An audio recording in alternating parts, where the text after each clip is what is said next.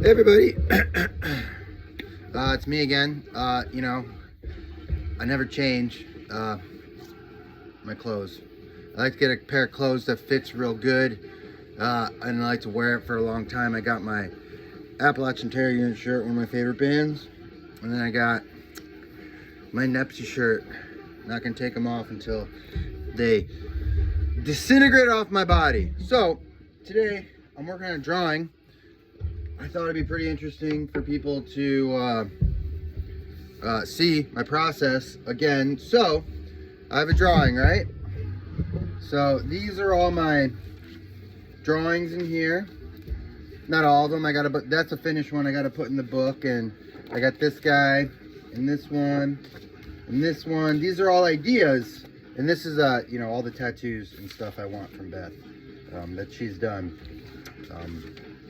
And I keep this in this folder because this is the folder I bring to the Darling Gray when I go work and everything sometimes. So if she ever has time for a tattoo, I got my little tattoo drawing book and I draw at work. I draw there. So as you can see, it's paper, and I use Sharpie. Pretty cool, huh? So I only bring up that as a joke because I had a band. So people be surprised that not surprised, I thought it was cool that I was not doing stuff on an iPad and I was using paper. I guess I'm old school. If that makes me old school, cool. I do have an iPad. I don't use it for drawing. I use it to watch Yankee games, and Nets games, Giants games. That's about it. I don't like drawing on a computer. I love the smell of paper. I love the feel of paper. So basically what this is, and I'll show you, like I said, I have a finished one in here, and there's hundreds of finished ones upstairs. So what this is an idea for a woodcut, a big woodcut. So where it gets to first, let's talk about the idea. The idea starts here, duh, and then it goes into stuff like my little pad I have here, of like, this is where words are, and then I have, see,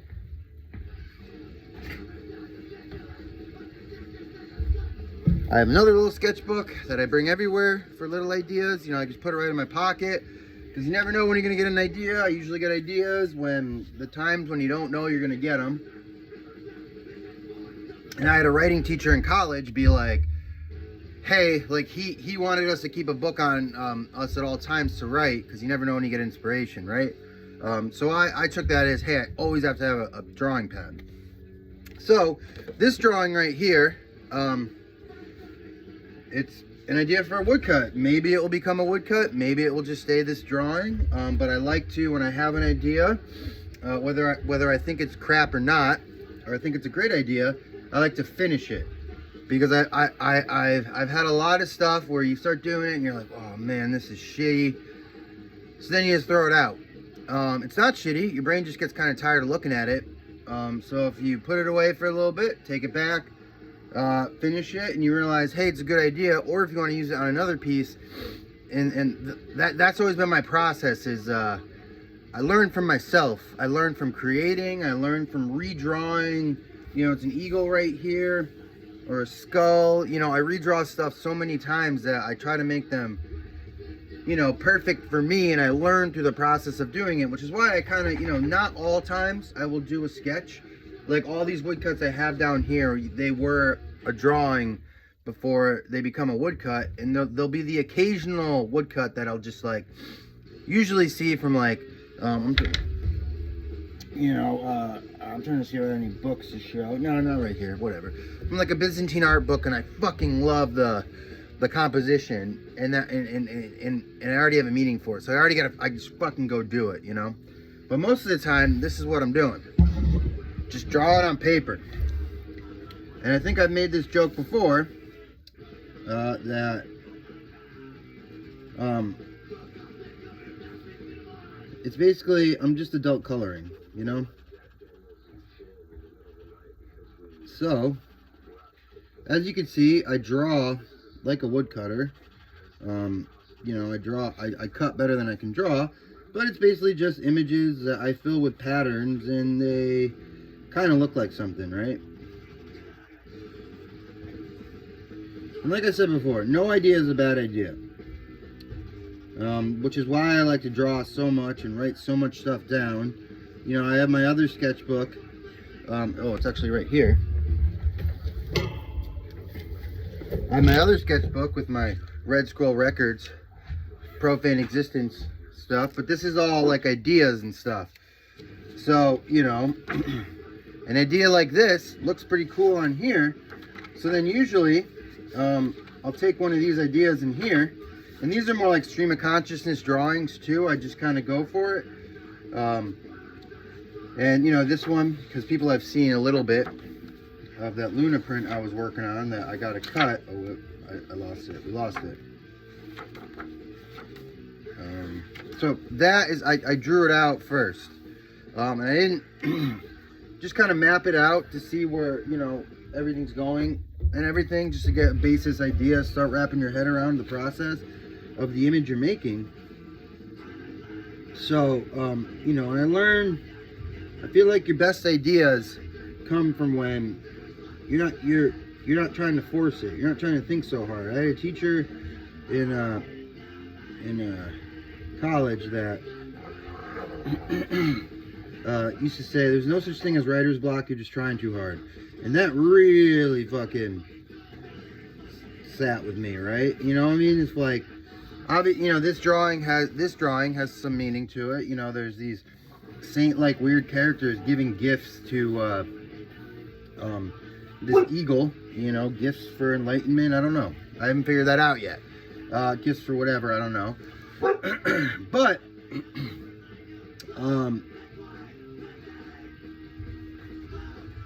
oh boy, I lost it. I lost it all. See, this is what I was talking in my other video. It's hard to talk and create at the same time, so I'm doing my best. Everybody, please bear with me. I appreciate anybody who watches this nonsense. Yeah, so we're just drawing away. Oh yeah, so yeah, you know, I always figured, you know, I was trying too hard to make something too profound. And yeah, sure, maybe it will turn into something really profound and funny or really life-changing, but at the same time, there's steps to get there. You know, stuff just doesn't become profound because you want it to be. You got to go through the process of it. You know, you have to go through the trials and tribulations, I don't know if that's the right word, of trying to make your, I don't want to say, you know, your emotion, your passion into you know, your vision into a piece that, you know, communicates to you, which is most important, and communicates to other people if you really care to have it communicate to other people. So, oh boy, we got some puppy playing going on. They're playing right now. Yeah, my studio assistants, they're doing great. Daisy's doing great. She's really coming into her own, coming out of her shell. Playing with Arthur all the time. You know, and Stormy's he's always doing amazing. He's the best boy ever. So yeah, so this is drawing. This relaxes me, like I always say. You know, I never go anywhere without a sketchbook or my bag or a drawing. Or it's even funny, we go on vacation up north to the beach. We get a little cottage on the beach way up north in Maine, and you know, my packing essentials aren't like I don't know, sunscreen and shit. They're like or like a bathing suit. My packing essentials are my drawings and some small woodcuts to work on. You know, because you want to relax on vacation, but you know, this is how I relax. I create. So yeah, you know, just drawing away on a piece of paper. Oh boy, we got puppy playing. So it's funny. I was talking. In the new video I posted, I was talking about oil tanker, because I did an oil tanker print a long time ago that I revised. I'm gonna bring back. I've been doing that lately because I realize I'm getting old enough that I have a huge body of work right now, and I have a body of work that you know, I guess is impressive. I don't know. But, you know, I'm trying to bring back, you know, woodcuts that I didn't necessarily like at the time. So I want to make them better so I can still use them, because anything I've ever done is a part of my story, is a part of my life. You know, all these, whether I have one about that has religious imagery and is saying fuck the government, or one about, you know, my sobriety or alcoholism, all these prints, or, you know, one about just like shitting on the toilet with the Grim Reaper, they all tell my story. You know, in a weird way, I could probably put these up and they all look like a little, they can make a fucking comic book out of it, and it tells my story, which I've always thought is very cool, because, you know, we only really know what we know, and our experiences and our existence and our reactions to things. So, you know, these are, you know, I guess my interpretations of the world, or my mind, or whatever. You know, it's funny, everybody always thinks I'm on drugs, and I used to be on drugs, but mainly people used to think I was on hallucinogens and shit, because of some of this stuff, and I am always proud to say, nope, this shit comes straight out of my mind. So I guess I don't need the hallucinogens. If anything, I like drugs to make me work faster and harder, but we know that doesn't last for a very long time.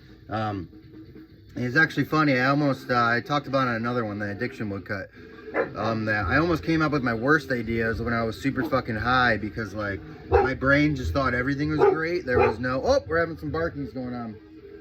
They're trying, yeah, they're gonna, he said, Dad, get back to work. Get back to work, Dad. So yeah, this is me drawing, and we go, oh, 12 minutes, you know, I can really go on, you know. So it's funny, I talked about the oil taker woodcut, and I'm going to do a video of printing it and everything soon. But it's funny, because I do, if you know me, I do talk a lot. I'm pretty confident in my nonsense. I used to have a real tough time articulating myself, and, you know, be embarrassed to talk and say stuff. And this goes back to a story with my buddy Upton. He's one of my best friends, one of my brothers, love him like family. I remember being on tour once, and he was like, I was like, oh man, I'm just so fucking awkward when I talk to people, man. I'm just like, I spew nonsense and this and that, and you know, I hate those awkward situations and those awkward silences. And he was like, oh man, I don't get awkward. And I was like, what the fuck do you mean? Everybody gets awkward. And he was like, nah man, he was like, nothing, you know, he said something like, oh, nothing's awkward to me, like, you know, just fucking keep talking about something, or, you know, I'm not awkward, you're being awkward, you know. So it was kind of like, yeah, he's kind of right, man. Like, be confident in what you talk about and control the situation. As far as like, you know, be confident in the nonsense that you spew, you know, and, you know, try to understand that if somebody's talking to you, or somebody wants to figure something out, you know, they'll be willing to, you know, meet you halfway to talk to you about stuff, you know, which is my thing now too. Even at the shop, when I go to the Darling Gray, I like to talk to people, you know, to break the ice, you know, that stupid, that term, icebreaker, you know. You know, the nicer people see you are, I feel like the more comfortable everybody gets, you know. I mean, you can talk about whatever, you know, talk about pooping, you could talk about the weather, you could talk about your dogs, you could talk about art, you know, just a little conversation goes a long way. And my thing is, I like to relate to people. So, you know, there's this dude, Cody, who came in the shop the other day, and he's in this band called Lazy Anarchists, which are awesome. They're a band around here. And, I was real excited for him to come into the shop. You know, we were helping for Valentine's Day Flash to raise money for cancer research in Maine. And I was like, yes, dude, he's got no effects socks on. We're going to talk about music. We're going to talk about being in a band, you know. And it was just, you know, I wanted to go out of my way to talk to him about the stuff he was into, because I'm into that stuff too. You know, and I so like, it's one of those things where, you know, I just try to I don't know, be nice, connect with people. You know, I want to meet people. I remember going, like I said before, I used to be so fucking shy. And then I started going on a tour and realizing that, well, you have to talk to people because you're on tour and you don't want to be fucking rude because you want to say, people want to meet you, people want to talk to you.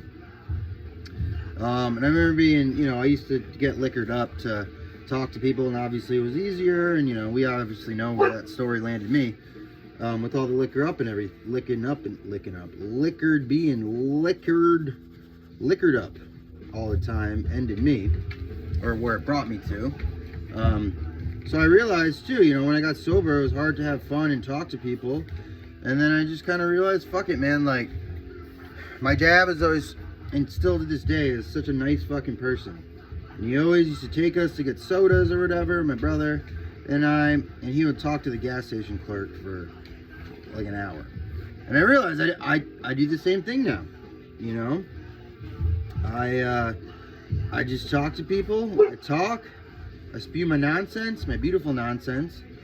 You know, it's a best dismay sometimes, because sometimes we're on a little time crunch there, and I'm over there talking about fucking baseball or football or something with people. But I just think it's good to connect. It's good to connect with everybody, you know? It's good to, you know, I look like a tough guy, I look like I'm mean, you know, I'm rough around the edges, you know, and you know, I'm really not. So I think it's, you know, I like to be nice to prove to the people that, like, hey, I'm not a scary, you know, Satanist that's gonna fucking kill you or murder you or something. I'm a nice guy that's generally interested in what you have to say and what you are talking about. We got some puppy play going on. Oh man, is the music done already? I put on a short CD. Oh wow, I did. That is really short.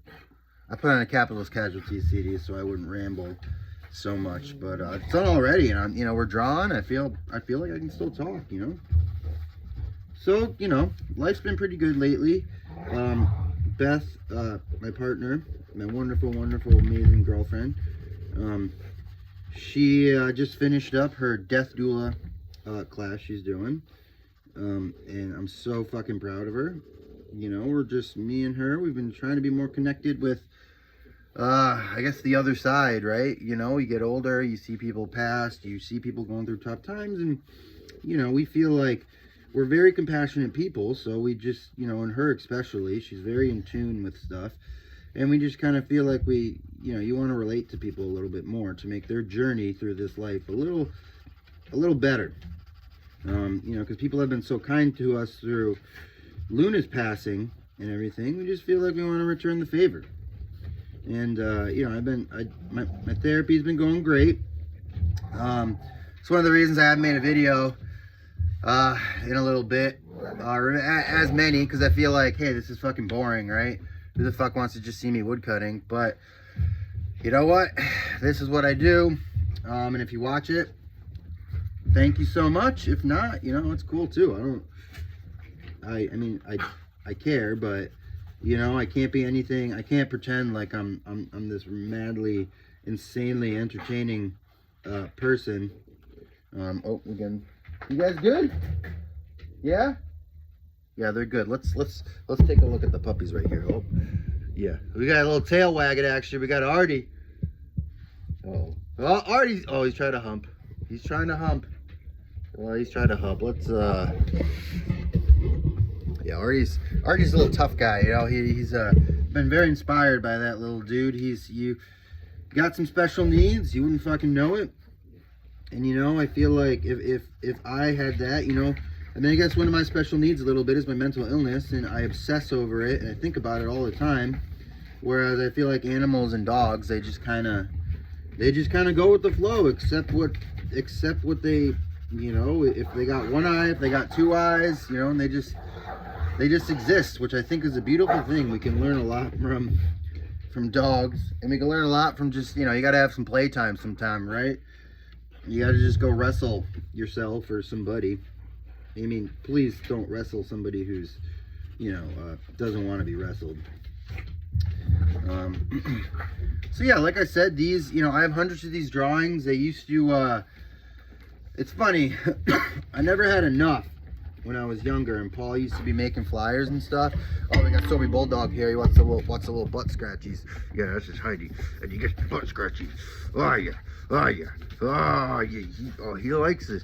He'll find any tree. This is what if he meets you, the first time he meets you, if he likes you, he wants a fucking butt scratch. And you know what? He's the boss. You better fucking bring it to him, right? So, all right, back to the drawing. Back to the drawing board. So, oh, he's good. Hey, bud, what's up? I'm just making a video. You saying hi to everybody? Yeah, you're in charge. Okay, well, let's... Studio manager, Mr. Stormy Seas. You want to say hi to everybody? So handsome. Motherfucker saved my life, man. Oh, boy. That's the guy that got me to stop drinking. So, yeah, I have no idea where I am or what I'm talking about. I'm just rambling. Lord made me, actually, the Lord made me a rambling man, but the Lord also made me oh, wait, they got a box of cereal right now.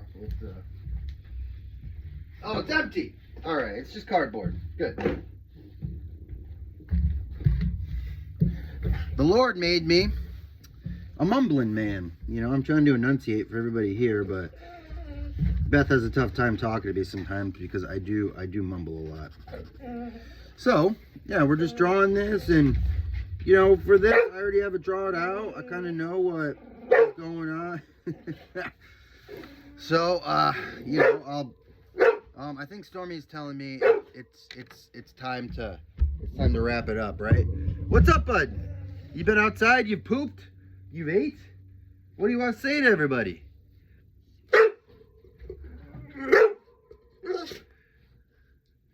All right. On that note, I love you all. Thanks for, you know, watching. This is the drawing. I'll show you all when it's finished. You know, coming out pretty good. And Stormy is going to lead us out. Good boy.